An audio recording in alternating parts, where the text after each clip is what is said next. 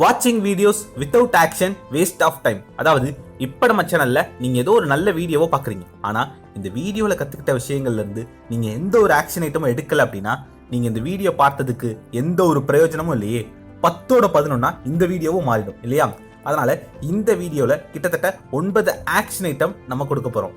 பணம் சம்பந்தமான 9 சிறந்த புத்தகங்கள்ல இருந்து 9 டேக்அவேஸ், அதோட அதை நம்ம லைஃப்ல எப்படி இம்ப்ளிமெண்ட் பண்ணோம் அப்படின்ற 9 ஆக்ஷன் ஐட்டமும் நம்ம இப்ப பார்க்க போறோம்.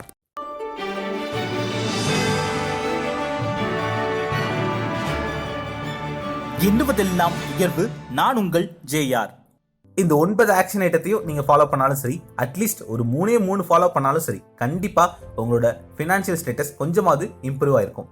First one, the richest man in Babylon அப்படின்ற புத்தகத்துல இருந்து ஒரு டேக்அவே என்னன்னா, save at least 10% of income before spending. அதாவது ஒவ்வொரு மாசமும் உங்களோட சம்பள பணத்துல இருந்து மினிமம் ஒரு 10% நீங்க சேமிச்சிருக்கணும். உங்களோட சம்பளம் 20,000 அப்படின்னா இப்போ மாசம் 2,000 ரூபாயாவது நீங்க சேமிச்சிருக்கணும். உங்களோட சம்பள பணம் 30,000 ரூபாய் அப்படின்னா அப்போ மாசம் 3,000 ரூபாயாவது நீங்க சேமிச்சிருக்கணும். இதற்கான ஆக்ஷன் ஐட்டம் உங்களுக்கு என்ன அப்படின்னா, உங்களோட சேலரி அக்கௌண்ட் தனியா இருக்கணும், உங்களோட சேவிங்ஸ் அக்கௌண்ட் தனியா இருக்கணும். உங்களுக்கு சம்பளம் வந்த உடனே ஆட்டோமேட்டிக்கா இந்த 10% பணம் அந்த சேவிங்ஸ் அக்கௌண்ட்டுக்கு டிரான்ஸ்ஃபர் ஆகிற மாதிரி பார்த்துக்கோங்க. அப்படி பண்ணாதான் உங்களால எப்போதுமே பணத்தை சேமிக்க முடியும். உங்களுக்கு எவ்வளோ சம்பளமும் அதுல இருந்து 10% தான் நம்மளோட சம்பளம் அப்படின்னு எப்பயுமே மைண்ட்ல வச்சுக்கோங்க. உதாரணத்துக்கு உங்களுக்கு 30,000 சம்பளம் அப்படின்னா அடுத்த மாசத்துல இருந்து நமக்கு 27,000 தான் சம்பளம், அதுக்குள்ள செலவழிக்கணும் ஞாபகம் வச்சுக்கோங்க. உங்களுக்கு 20,000 சம்பளம்னா அடுத்த மாசத்துல இருந்து 18,000 தான் நமக்கு சம்பளம் ஞாபகம் வச்சுக்கோங்க. இதுக்குள்ள பணத்தை செலவழிக்க கத்துக்கோங்க, 10% சேமிங்க. இதற்கான ஆக்ஷன் ஐட்டம் என்னன்னா, open separate account and auto transfer 10% of your salary monthly. அடுத்ததா டோட்டல் மணி மேக் ஓவர் அப்படின்ற புத்தகத்துல இருந்து நம்ம தெரிஞ்சுக்க வேண்டிய ஒரு டேக்அவே என்னன்னா, டெப்ட் is your enemy, eliminate to build wealth. Middle class மக்களுடைய மிகப்பெரிய எதிரி யாரு அப்படின்னா அது கடன் தான். கடன் நம்முடைய பணத்தை மட்டுமல்ல, கடன் நம்முடைய சிந்தனையே அளிக்கும். ஐயோ இந்த மாசத்துக்கு இஎம்ஐ கட்டணுமே அப்படின்ற எண்ணம் நம்ம மனசுக்குள்ள ஓடிக்கிட்டே இருந்துச்சு அப்படின்னா நம்மளால கிரியேட்டிவா சிந்திக்கவே முடியாது, புது விஷயங்களை கத்துக்கவே முடியாது. அதை கத்துக்கிட்டாலும் அதை லைஃப்ல அப்ளை பண்ணவும் முடியாது. முடிஞ்ச வரைக்கும் கடன் வாங்காதீங்க அப்படின்னு இந்த புத்தகத்துல சொல்றாங்க. அப்படியே கடன் இருந்தாலும் மல்டிபிள் லோன்ஸ் இல்லாம மினிமமா ஒரு லோனோ இல்ல 2 லோனோ இருக்கிற மாதிரி பாத்துக்கோங்க. உதாரணத்துக்கு சில பேருக்கு 3ஆம் தேதி ஒரு இஎம்ஐ டெபிட் ஆகும், அடுத்து 7ஆம் தேதி ஒரு இஎம்ஐ டெபிட் ஆகும், அடுத்து 10ஆம் தேதி ஒரு இஎம்ஐ டெபிட் ஆகும். இப்படி ஒவ்வொரு personal loan, home loan, car loan அப்படின்னு ஏகப்பட்ட இஎம்ஐ டெபிட் ஆகும் போதும் உங்களுடைய சிந்தனை பாதிக்கப்படுது. அதனால இந்த புத்தகத்துல ஒரு ஆக்ஷன் ஐட்டமா என்ன சொல்றாங்க அப்படின்னா, make a list of your debts and start the டெப்ட் snowball, pay off the smallest one this week. அதாவது உங்களுக்கு இருக்கக்கூடிய கடன்களை எல்லாம் ஒரு பேப்பர்ல எழுதுங்க. அதுல எது சின்ன கடனோ அதை ஃபர்ஸ்ட் அடைக்க பாருங்க. உங்களுக்கு 2-3 லோன் இருந்தது அப்படின்னா அது எல்லாத்தையும் மாத்தி ஒரே லோனா வச்சுக்கிட்டு அந்த ஒரு லோனை மட்டும் கட்ட ட்ரை பண்ணுங்க. இப்போ ஒரு லோன் மட்டும் இருந்தது அப்படின்னா மாசத்துல உங்களுக்கு ஒரு இஎம்ஐ தான் டெபிட் ஆகும். இதன் மூலம் உங்களுடைய சிந்தனை இன்னும் ஃபோக்கஸ்டா இருக்கும்னு சொல்றாங்க. முடிஞ்ச வரைக்கும் கடனே வாங்காதீங்க. அப்படியே இருந்தாலும் ஒரு கடன் 2 கடன் இருக்க மாதிரி பாத்துக்கோங்க. அதுதான் த மில்லினியர் நெக்ஸ்ட் டோர் அப்படின்ற புத்தகத்துல இருந்து ஒரு டேக்அவே என்ன அப்படின்னா, most millionaire live frugally not flashy.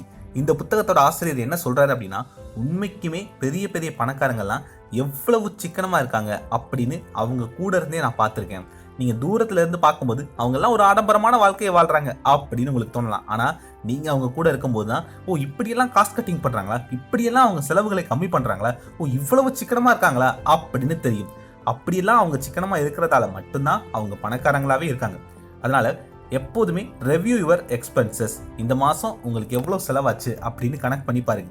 இதுல எந்தெந்த இடத்துலலாம் நம்ம சிக்கனமா இருந்திருக்கலாம், எந்தெந்த செலவுகளை கம்மி பண்ணிருக்கலாம் அப்படின்னு ஒவ்வொரு மந்த் எண்ட்லயும் ரெவ்யூ பண்ணுங்க. இதை பண்ணாலே அடுத்த மாசம் ஒரு 5% நீங்க சேமிக்க முடியும். 4வது புத்தகம் திங்க் அண்ட் க்ரோ ரிச். கிட்டத்தட்ட சீக்ரெட் புத்தகத்துக்கெல்லாம் முன்னோடி இந்த புத்தகம் தான் சொல்லலாம். இதனுடைய ஆத்தர் 20 வருடங்கள் நிறைய பேரை ஆராய்ச்சி பண்ணி பணக்காரங்கள் எந்தெந்த விஷயங்களால பணக்காரங்களா இருக்காங்க அப்படின்னு அவங்களோட பல விஷயங்களை கேட்டு தெரிஞ்சுக்கிட்டு இந்த புத்தகத்தை எழுதியிருக்கிறார். அதுல முக்கியமான விஷயம் என்ன அப்படின்னா, நம்மளால ஒரு பணக்காரனாக முடியும் அப்படின்னு முழுசா நம்புறது. அதுல உங்களுக்கு டவுட்டே இருக்கக்கூடாது. அந்த நம்பிக்கை ரொம்ப ரொம்ப முக்கியம். உங்களால இப்ப இருந்து அடுத்த ஒரு வருஷத்துக்குள்ள 10 லட்ச ரூபா சம்பாதிச்சிருக்க முடியும் அப்படின்னாலும் அது உண்மை. உங்களால அடுத்த ஒரே வருஷத்துக்குள்ள 20 லட்ச ரூபா சம்பாதிச்சிருக்க முடியும் அப்படின்னு நீங்க நினைச்சாலும் அதுவும் உண்மைதான். உங்களால அடுத்த ஒரு வருஷத்துக்குள்ள 30 லட்ச ரூபா என்னால சம்பாதிக்க முடியும் அப்படின்னு நீங்க நினைச்சாலும் அதுவும் உண்மைதான்.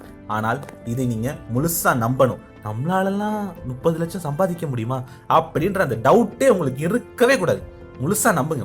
Your thoughts plus persistent determine financial success. உங்களுடைய எண்ணங்களும் தொடர் முயற்சியும் உங்களை பணக்காரனா மாற்றும். சரி, இதுக்கான ஆக்ஷன் ஐட்டம் என்ன அப்படின்னா, உங்களுடைய ஃபினான்ஷியல் கோல் என்ன அப்படின்றத ஒரு பேப்பர்ல எழுதுங்க. அது ஆல்ரெடி நடந்த மாதிரி தினமும் விஸ்வலைஸ் பண்ணி பாருங்க. மணி அஃபர்மேஷனை தொடர்ந்து கேளுங்க. இவை எப்போதுமே உங்களோட ஆக்டிவாகவும் உற்சாகமாகவும் வச்சிருக்கும். Write down your financial goal, visualise it daily and repeat daily affirmation. 5வது புத்தகம் என்னன்னா, money master the game. Tony Robbins அவர்கள் எழுதிய இந்த புத்தகம் ஒரு சூப்பரான புத்தகம். இந்த புத்தகத்துல ஒரு டேக்அவே என்னன்னா, don't depend on one income. இது இந்த புத்தகத்துல மட்டும் இல்ல, ஏராளமான புத்தகங்கள்ல சொல்லப்பட்ட ஒரு கருத்து தான். எப்போதுமே ஒரே ஒரு வருமானத்தை மட்டும் நம்பி இருக்காதீங்க. உங்க குடும்பத்துல 2 பேர் வருமானம் பண்ணக்கூடிய ஆளா இருக்கணும். அப்படி இல்ல நீங்க மட்டும்தான் சம்பாதிக்கக்கூடிய ஆள் அப்படின்னா, உங்களுக்கு 2 இடத்துல இருந்து வருமானம் வர்ற மாதிரி பாத்துக்கோங்க. அது எப்படிங்க 2 இடத்துல இருந்து வருமானம் வரும் அப்படின்னா, உங்களுக்கு எதுல இன்ட்ரெஸ்டோ அதுல உங்களுடைய திறமைகளை வளர்த்துக்கோங்க. அதன் பிறகு அதை எப்படி பணமா மாத்துறதுன்னு யோசிங்க. இதற்கான ஆக்ஷன் ஐட்டம் என்ன அப்படின்னா, முதல்ல எதையாவது ஒன்று கத்துக்கோங்க, திறமைகளை வளர்த்துக்கோங்க. அதுக்கு என்ன பண்ணணும்னு இன்னையில இருந்து யோசிங்க. முந்தியெல்லாம் தான் நீங்க வேற ஏதாவது பணம் கொடுத்து புது விஷயங்களை வெளி இடத்துக்கு போய் கத்துக்கணும்னு அவசியம் இருந்தது. இன்னைக்கு நீங்க ஒரு இடத்துக்கு போய் புது விஷயங்களை கத்துக்கணும்னு கூட இல்லை. உங்க கையில ஒரு இன்டர்நெட்டும் சாட் ஜிபிடியும் இருந்துச்சு அப்படின்னா, அதன் மூலமாவே நிறைய விஷயங்களை கத்துக்கலாம். உங்களுக்கு எதுல ஆர்வம்னு இப்ப யோசிங்க. தொடர்ந்து கத்துக்க முயற்சி பண்ணுங்க. அப்புறம் அதை எப்படி பணமா மாத்தி செகண்ட் இன்கம் ஜெனரேட் பண்ணலாம்னு யோசிங்க. 6வது புத்தகம் த 4 Hour Work Week. இந்த புத்தகத்துல இருந்து ஒரு முக்கியமான டேக்அவே என்ன அப்படின்னா, earn more by working smarter not harder. அதாவது நீங்க எப்போதுமே வேலை செய்து கொண்டே இருக்கக்கூடிய நபராக இல்லாமல் கொஞ்சம் வேலை வாங்க தெரிந்த நபராகவும் இருக்கணும். பெரும்பாலும் நம்ம அடுத்து என்ன பண்ணலாம் அப்படின்னு சிந்திக்கிறது மட்டும்தான் உங்க வேலையா இருக்கணும். வேலை பார்த்துக்கிட்டே இருக்க நபரா நீங்க இருக்கவே கூடாது.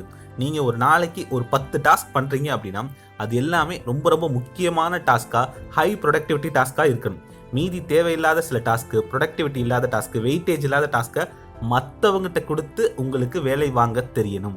இதோட ஆக்ஷன் ஐட்டம் என்ன அப்படின்னா, identify and eliminate one time wasting task and outsource or automated. ரொம்ப வெயிட்டேஜ் இல்லாத சில டாஸ்க்கை எப்படி மற்றவங்கிட்ட கொடுத்து வேலை வாங்குறதுன்னு தெரிஞ்சுக்கோங்க. சிந்திக்கிறது மட்டும்தான் உங்க வேலையா இருக்கணும். மற்றவங்கள வேலை வாங்க தெரிஞ்சிருக்கணும். அடுத்த புத்தகம் என்ன அப்படின்னு பார்க்க போறதுக்கு முன்னாடி நான் உங்ககிட்ட ஒரு கேள்வி கேட்கிறேன். இப்போ மாசத்துக்கு உங்களுக்கு எவ்வளவு சம்பளம் அப்படின்னு உங்களுக்கு தெரியும். அடுத்த 5 வருஷத்துல நீங்க மாசம் எவ்வளவு சம்பளம் வாங்கணும்னு நினைக்கிறீங்க அப்படின்னு யோசிங்க. யோசிச்சிட்டீங்களா? இப்போ நீங்க ஒரு பிசினஸ் பண்ணக்கூடிய ஆள் அப்படின்னா, இந்த மாசம் உங்களுக்கு எவ்வளவு லாபம் அப்படின்னு ஒரு பேப்பர்ல எழுதி வச்சுக்கோங்க. அதுவே அடுத்த 5 வருஷத்துல எனக்கு மாசத்துக்கு இவ்வளோ லாபம் இருக்கணும் அப்படின்னு ஒரு தொகையை மனசுல யோசிங்க. யோசிச்சிட்டீங்களா? எல்லாரும் யோசிச்சிருப்பீங்கன்னு நினைக்கிறேன். இப்போ தோராயமா நீங்க மாசம் 20,000 ரூபாய் சம்பளம் வாங்கக்கூடிய ஒரு ஆளா இருந்தால், அடுத்த 5 வருஷத்துல நான் மாசத்துக்கு 2 லட்ச ரூபாய் சம்பாதிக்கக்கூடிய ஒரு ஆளா இருப்பேன் அப்படின்னு 10 மடங்கு அதிகமா யோசிச்சிருக்கணும். நீங்க ஒரு ஸ்மால் பிசினஸ் ஓனர், ஒவ்வொரு மாசமும் 1 லட்ச ரூபாய் லாபம் பாக்குறீங்க அப்படின்னா, அடுத்த 5 வருஷத்துல மாசத்துக்கு 10 லட்ச ரூபாய் நான் லாபம் பார்ப்பேன், அந்த அளவுக்கு என்னோட பிசினஸை வளர்த்திருப்பேன் அப்படின்னு 10x நீங்க யோசிச்சிருக்கணும். இன்னைக்கு இருக்க உங்களுடைய சம்பளத்தை விட 10 மடங்கு அதிகமா நீங்க யோசிச்சிருக்கணும். அப்படி நீங்க யோசிக்கல அப்படின்னா, பண விஷயத்துல நீங்க பண்ணக்கூடிய முதல் தவறு இதுதான் அப்படின்னு தி மேஜிக் ஆஃப் திங்கிங் பிக் அப்படின்ற புத்தகத்துல சொல்றாங்க. எப்போதுமே உங்களுடைய இலக்கு 10x இருக்கணும். அப்படி 10x இல்லாம 5x இருந்தது அப்படின்னா உங்களால அதை அச்சீவ் பண்ண முடியாது. உங்களுடைய இலக்கு 10x இருந்தாதான் உங்களால ஒரு 5x 6x அச்சீவ் பண்ண முடியும்னு சொல்றாங்க. சரி, இதற்கான ஆக்ஷன் ஐட்டம் என்ன அப்படின்னா, உங்களுடைய 10x கோல் என்ன அப்படின்னு எழுதுங்க. அதற்கு நீங்க இப்ப என்னென்னலாம் வேலை பார்த்துருக்கணும், என்னென்ன ஸ்கில்ஸ் எல்லாம் வளர்த்துருக்கணும் அப்படின்னு ஒரு பேப்பர்ல எழுதுங்க. உங்களுடைய இலக்கு 10x இருக்கணும் அப்படின்னா அதற்கான ஆக்ஷன் ஐட்டமும் 10x இருக்கணும். அப்போ நாளையில இருந்து 10x நம்ம என்னென்ன ஆக்ஷன் ஐட்டம்ஸ் பண்ணணும் அப்படின்னு யோசிங்க. 8வது புத்தகம் த லாக்டே ஃபேக்டர். இந்த புத்தகத்துல இருந்து நமக்கு எடுத்துக்க வேண்டிய முக்கியமான டேக்அவே என்ன அப்படின்னா, small daily expenses silently kill your financial growth. உங்களுடைய சின்ன சின்ன செலவுகள், 10 ரூபாய் தானே, 20 ரூபாய் தானே அப்படின்னு கண்ணுக்கு தெரியாமல் செலவாகக்கூடிய செலவுகள் தான் ஒரு மாசத்துல பெரிய தொகையா வந்து நிற்கும். அதனால சின்ன சின்ன செலவுகளையும் ட்ராக் பண்ண ஆரம்பிங்க. இதற்கான ஆக்ஷன் ஐட்டம் என்ன அப்படின்னா, ஒவ்வொரு நாளும் நீங்க எவ்வளவு செலவு பண்றீங்க அப்படின்னு பேப்பர்ல எழுதி வைங்க. Track your expenses. ஒவ்வொரு நாளும் நீங்க எவ்வளவு ரூபாய் செலவழிச்சிங்க அப்படின்ற துல்லியமான டேட்டா எப்போதும் உங்ககிட்ட இருக்கணும். 9வது புத்தகம் ரே டாலியோ அவர்கள் எழுதின பிரின்சிபல்ஸ் அப்படின்ற புத்தகம். இந்த புத்தகத்துல என்ன சொல்றாங்க அப்படின்னா, பண விஷயத்துல என்ன பண்ணணும் என்ன பண்ணக்கூடாது அப்படின்னு நமக்கே தெரியும். ஒவ்வொரு மாதமும் ஒரு தொகையை சேமிக்கணும், சேமிச்ச பணத்தை சரியான இடங்கள்ல முதலீடு பண்ணணும். இதுதான் சிஸ்டம் அப்படின்னு நமக்கு தெரியும். ஆனா அந்த சிஸ்டத்தை நம்ம ஒழுங்கா ஃபாலோ பண்றதே இல்லை. அப்போ உங்களை கேள்வி கேட்கிற மாதிரி ஒரு ஃபைனான்சியல் மென்டாரோ இல்ல ஒரு அக்கௌண்டபிலிட்டி பார்ட்னரோ வச்சுக்கோங்க. அவங்களுக்கு நீங்க பதில் சொல்லணும் அப்படின்றதுக்காகவே இதை ஒழுங்கா பண்ணுவீங்க அப்படின்னு சொல்றாங்க. இதற்கான ஆக்ஷன் ஐட்டம் என்ன அப்படின்னா, உங்களுக்கான சரியான அக்கௌண்டபிலிட்டி பார்ட்னரை தேர்ந்தெடுங்க. Choose an accountability partner to help you stay committed. அவ்வளவுதாங்க. இதுதான் 9 ஃபினான்ஷியல் புத்தகங்கள்ல இருந்து 9 டேக்அவேஸ் மற்றும் அதனுடைய ஆக்ஷன் ஐட்டம்ஸ். இந்த 9 டேக்அவேஸும் எப்போதும் ஞாபகம் வச்சுக்கோங்க. இந்த இமேஜை ஸ்கிரீன்ஷாட் எடுத்து வச்சுக்கோங்க.